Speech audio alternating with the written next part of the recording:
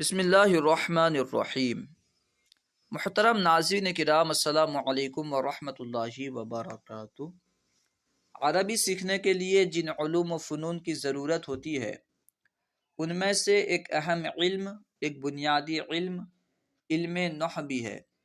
علم نحو کے تعلق سے کہا جاتا ہے النحو فی الکلام کالملح فی الطعام، یعنی گفتگو میں، بات چیت میں، گفتگو میں نحو کی حیثیت ایسے ہے جیسے کہ کھانے میں نمک کی حیثیت ہے۔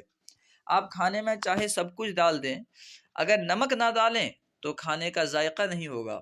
ٹھیک اسی طرح نحو کا معاملہ بھی ہے۔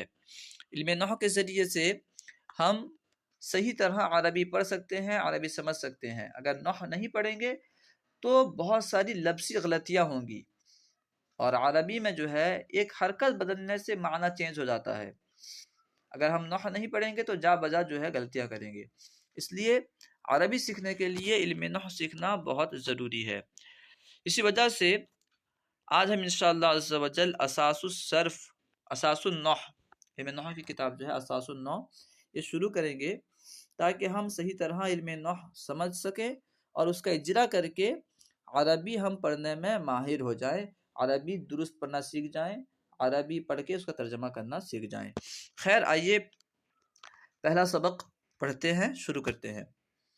پہلا سبق، علم نحو کا تعارف۔ پہلے تعارف پیش کر رہے ہیں۔ آپ کوئی بھی علم پڑھیں، کوئی بھی فن پڑھیں، سب سے پہلے اس علم کی تعریف آپ کو معلوم ہونا ضروری ہے کہ آپ جو پڑھ رہے ہیں اس علم کا نام کیا ہے اور کیوں کہتے ہیں اسے، وہ اس علم کا نام کیا ہے، اس کی تعریف کیا ہے، موضوع کیا ہے، اس علم میں کس چیز سے بحث ہوتی ہے، کیا فائدہ ہوگا اس علم کا، یہ سب بات جاننا ضروری ہے۔ اگر آپ نہیں جانیں گے کہ اس علم میں کس چیز سے بحث ہوتی ہے تو آپ خواہ مخواہ دوسری چیز میں پڑے رہیں گے، جو اصل مقصد ہوتا ہے اسے آپ چھوڑ دیں گے۔ اگر فائدہ معلوم نہیں ہوگا تو دلچسپی نہیں ہوگی، ارے کیا پڑھیں، کیوں پڑھیں اسے، تعریفی معلوم نہیں ہوگی تو پھر آپ جو ہے اصل وجہ جو ہے، تعریف اگر معلوم نہیں ہوگی کہ اس کہتے کسے ہیں علم، تو آپ نہ جانے کہاں کہاں چلے جائیں گے، علم نحو کے چکر میں دوسری بحث میں چلے جائیں گے۔ علم نحو کی کتاب میں اگر بعض اوقات دوسری بحث آ گئی ہوگی، آپ اس میں پھنس کے رہ جائیں گے۔ خیر، اب دیکھیے علم نحو کی تعریف۔ علم نحو ایسے اصول و ضوابط کا علم ہے، علم نحو ایسے اصول و ضوابط کا علم ہے جن کے ذریعے عربی کلمات کے آخری حرف کا اعراب اور ان کو آپس میں ملانے کا طریقہ معلوم ہو۔ اسے پتہ چلا کہ علم نحو میں ایسے اصول و ضوابط بیان کریں گے جن کے ذریعے جو ہے عربی کلمات کے آخر میں کون سا اعراب آئے گا، کون سی حرکت آئے گی، ٹھیک ہے، یہ ہمیں پتہ چل جائے گا۔ اور ان کو آپس میں کیسے ملائیں گے، کون کس سے ملے گا، کیسے کس جملے کا، کس کلمے کا تعلق کس سے ہے، ٹھیک ہے، کس کلمے کا تعلق کس سے ہے، اور یہ بات کوئی بھی کلمہ ہو اس کا تعلق آگے سے ہے کہ پیچھے سے ہے، کیسے ملے گا، ترجمہ کیسے درست ہوگا، یہ سب، یہ اصول، ان سب کو جاننے کا اصول جس علم میں بیان کیا گیا ہے اس علم کو کہتے ہیں علم نحو، ٹھیک ہے۔ اب اسے اچھی طرح یاد کر لیں۔ علم نحو ایسے اصول و ضوابط کا علم ہے جن کے ذریعے عربی کلمات کے آخری حرف کا اعراب اور ان کو آپس میں ملانے کا طریقہ معلوم ہو۔ موضوع، علم نحو میں کس چیز سے بحث کی جاتی ہے، ٹھیک ہے۔ علم نحو کا موضوع کیا ہے؟ علم نحو کا موضوع کلمہ اور کلام ہے۔ کسی بھی علم کا موضوع وہ ہوتا ہے جس سے اس علم میں بحث کی جاتی ہے۔